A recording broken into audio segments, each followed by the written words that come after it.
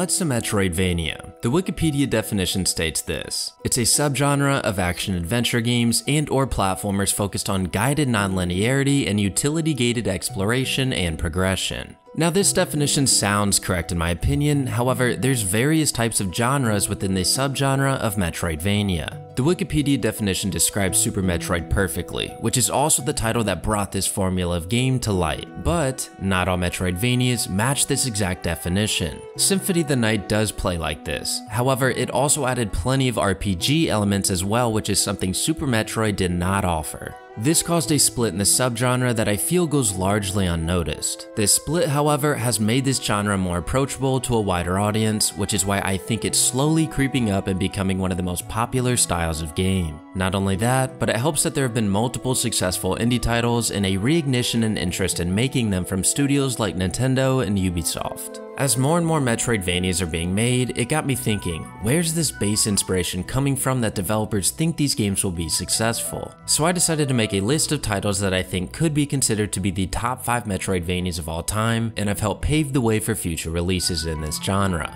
Now, this is not an objective list, but just my opinion, and because I don't want to spoil anything, I will say I have a bias on the type of Metroidvanias that I enjoy the most, but that will become self-explanatory as you watch the video. So, these are my top 5 Metroidvanias of all time.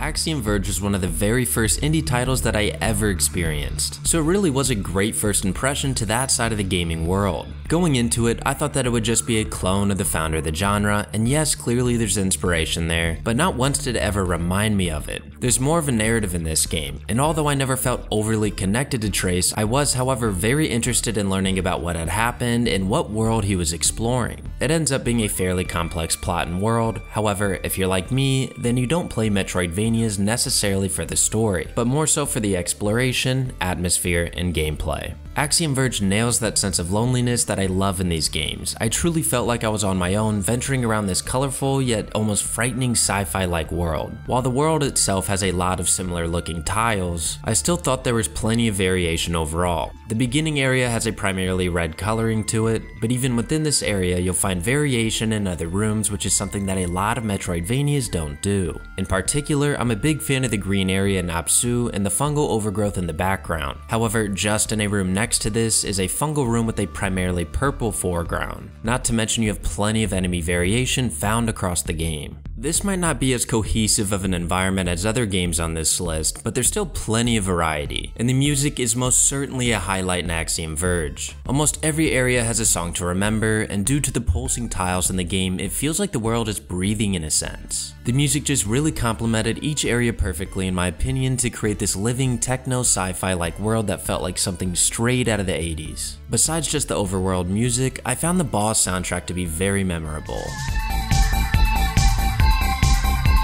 Personally, I've never been a fan of cybernetic mutant type bosses, but that's just me. But for a shooter that plays like Axiom Verge, the bosses are wonderfully balanced. They each have specific weak points to attack, with some requiring certain weapons to be used. They're for sure challenging, but not challenging enough to overly frustrate you, so if you're to die, then you know there's something you're just not doing right. During the second boss encounter, for example, all you need to do is jump and shoot on this platform, but if you miss jump just one time, then it can completely throw off your rhythm, losing you the battle. After defeating a boss, you of course unlock a new weapon or ability, earning access to other areas just like most other Metroidvanias. Now, I found the exploration and abilities in Axiom Verge to be a reason why I enjoy the game so much. But if you look at old reviews for the game, you'll find that they complain about getting lost or that it's too much like Super Metroid, which is something that I just don't agree with. Yes, you'll get lost, and yes, there's lots of paths to choose from, but that's what makes it fun. You need to mentally note areas you do not have access to, which makes it all the more rewarding when you can eventually come back to those areas. I would agree that it could have used an actual fast travel method as well as map markers. The weapons you unlock are fun to use and actually necessary depending on the combat situation you're in. And the abilities you find, like the address disruptor, become necessary items to use throughout the game rather than just one-off items. I think the criticisms of Axiom Verge are fair, but I do think that it differs itself enough and has plenty to offer between the amazing atmosphere, soundtrack, and exploration, making it one of the best Metroidvanias of all time.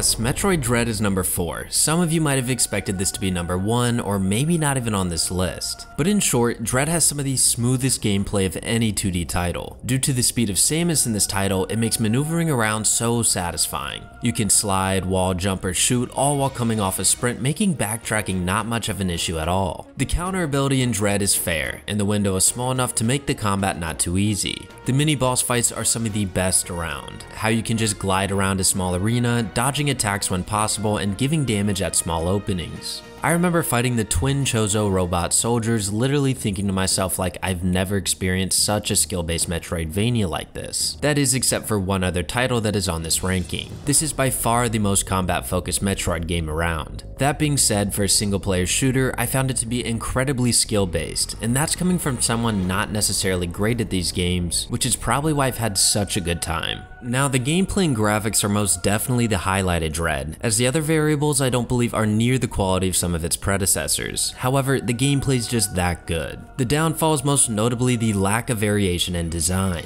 There's a decent amount of enemy variety, but the landscapes in Dread are pretty disappointing. None of them come off as memorable, they all kinda just blend in the long run, consisting of dull colors and facility-like settings. I know the theme of Berenia is that it's supposed to be a marine research site built around the ocean, but overall, it doesn't differ much from, say, Daran, or however you pronounce it, which is a biological research facility, and I felt this way most of the game. It also doesn't help that the soundtrack of Dread comes off as forgettable, but in between these environments, you of course have the Emmy.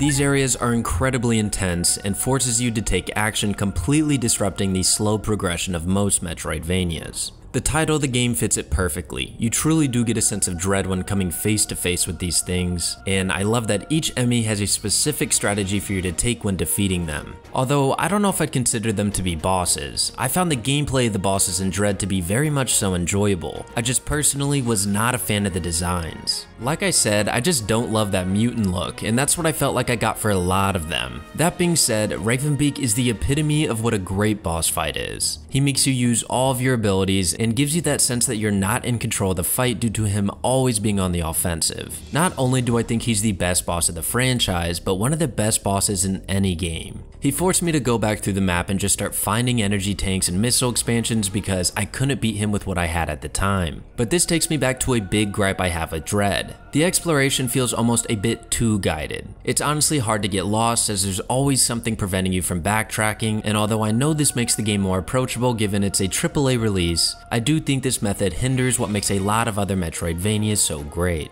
Not everything you find in Dread feels rewarding, but rather given as you have a much more linear path to follow. And no, I'm not factoring in sequence breaking because the average player does not experience this. I'd love to do a deep dive with this title, but this is a ranking video, and although I know I dragged on Dread a bit here, the gameplay is some of the best around and is exactly how I think Samus was always meant to feel. This alone makes Metroid Dread a must play for anyone getting into the genre.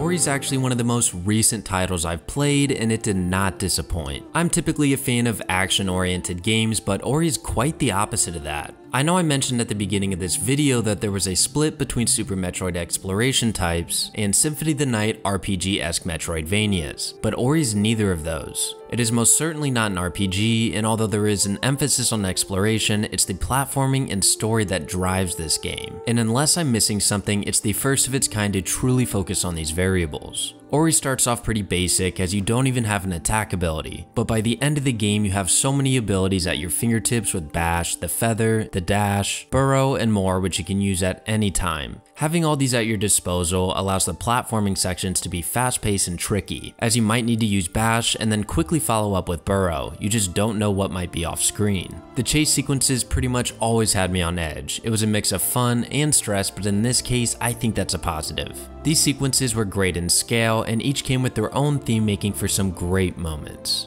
There's also no denying how fluid Ori feels to play as. I know I just talked about the fluidity of Dread, but I think Ori comes very close to that. Traversal was quick and easy, and although fast travel is an option, you don't need to use it most of the time unless you're wanting to return to the Wellspring Glades to get some power-ups. Purchasing the combat abilities, although helpful, wasn't always necessary as the game's focus is definitely not on the combat. There's a decent amount of enemy variety, but using your light sword and arrows can get the job done most of the time. What I did find to be helpful though is the shards. Whether I'd use them to increase my health or give greater damage to flying enemies, I actually found myself switching them in and out depending on the situation. So I was actually incentivized to search for them when given the chance. Now, I didn't think the exploration in Ori was as well done as others of the genre, given that you're given markers on where to go. So this kind of split the game into separate levels in a sense. However, because the emphasis was on platforming, I loved that each area focused on a gimmick and actually felt different than the last. In the Luma pools, you have to use both the flap and bash abilities on bubbles to launch yourself to new platforms, which is something that personally took me a while to figure out. I just haven't experienced a Metroidvania before with this structure, and it's something I'm hoping to see more of. I was actually interested in the story, so the exploration wasn't as important to me in this title. I was always wanting to get to that next objective to progress the plot, and the ending of this game is emotional to say the least. But to get to the ending, you have to fight the Shrieker, which has 4 phases in the fight, with the last one being one of the most challenging parts in the entire game. Maybe I just struggled figuring out what to actually do. Regardless, I loved how the Shrieker was teased throughout the entirety of the game. Like, I knew the battle was coming, but I just wasn't sure when. They also even gave her some backstory, making me almost sympathize with the owl.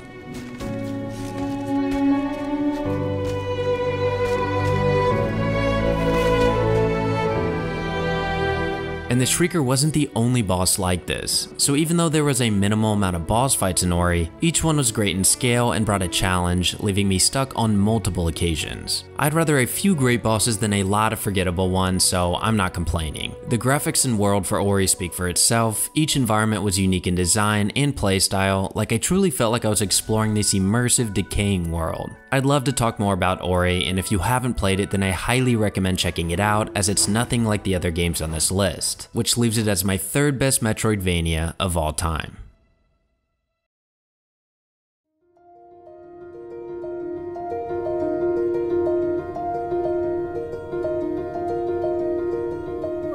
I'm sure Hollow Knight is number 1 for many of you, and you wouldn't be wrong. There's not really anything bad to say about the game except that maybe it's too hard or you got lost too much, which in my opinion can be viewed as a positive. The way that the areas in Hollowness connect is just seamless. Each environment offers something fresh in both design, enemies, bosses, and music. It's one of the most believable worlds you'll play through in any game. And what's just as impressive is that most of the game is told simply through environmental cues. Putting together the story of Hollow Knight on your own is difficult to say the least. That being said, I was still very curious to hear what each personality-filled NPC had to say, as each one gives you clues as to what has happened to this once booming world.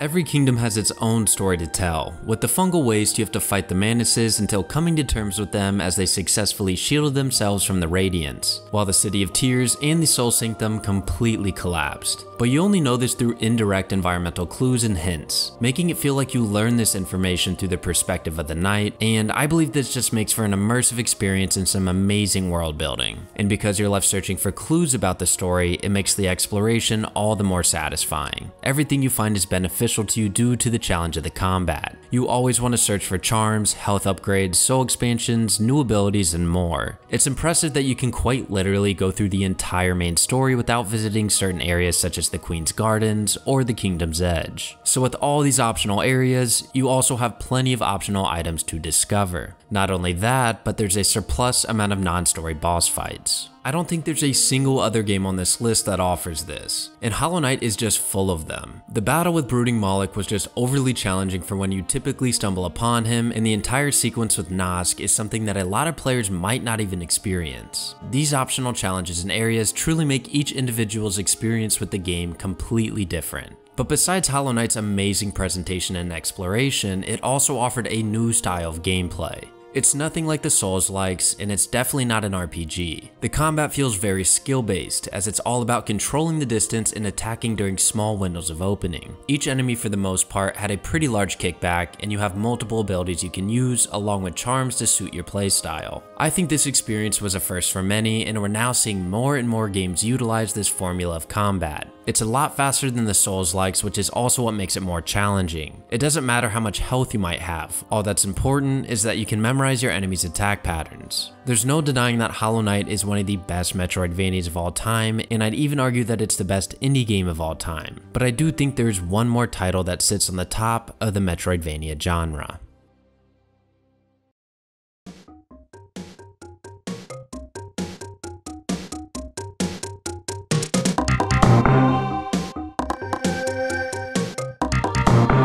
I hope none of you were expecting some obscure title for me to put at number 1 for engagement, cause I firmly believe Super Metroid has been and still is the best Metroidvania around. And before I get into my reasoning, I'd like to clarify that I didn't play this game until I was 21 years old. I have no nostalgia for it. To simply put it, this might be the most immersive and explorable game I've ever played. From the very beginning, dropping down onto Zebes, it just locks you into the world and never lets up. Every single area is unique from one another, whether it be my personal favorite of the lush flora and Brinstar Jungle, or the linear path to Ridley and Lower Norfair. And the soundtrack of Super Metroid is probably one of the best of all time. Not to mention that it's a cohesive world. When I say cohesive, what I mean is that the world you're exploring makes at least some sense as areas seamlessly connect. I feel like a good example of a great atmosphere but not the most cohesive environment is Axiom Verge. When you switch rooms, you're just given new colors and background elements. It doesn't actually feel like you're stepping into a new area. However, in Super Metroid, you explore the rocky surface of Criteria, but if you go east, you'll find a lake and the wrecked ship, which you can then use to travel to Meridia, which sits behind Brinstar. This is something that I feel goes largely unnoticed, but it also helps that each area carries an amazing tune and unique environmental enemies.